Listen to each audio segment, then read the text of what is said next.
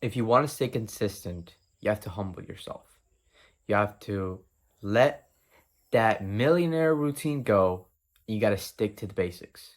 If you just started working out, don't work out for 2 hours. Start with 30 minutes. If you just started meditating, don't meditate for an hour a day. Meditate 5 minutes, 3 minutes, 10 minutes if you can.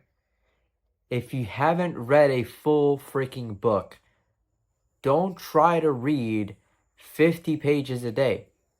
Start with 2 or 3. It doesn't matter how much you think that you can do that millionaire routine, don't do it.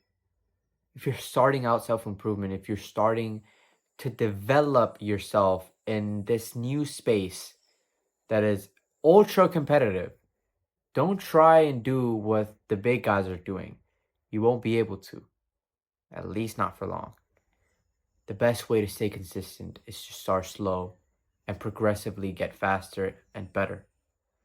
If you want to get better at reading, you don't start off reading 50 pages of a book, because after a couple of days, you're not going to want to read that book ever in your life. You have to start slow. Read 2 or 3 pages a day, right? That's going to build up the momentum that you need to eventually get to the point where you can read 50 pages, 100 pages. You can read an entire book in a day.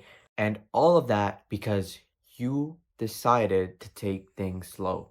I know that 20-year-old millionaire is telling you to do this big ass routine.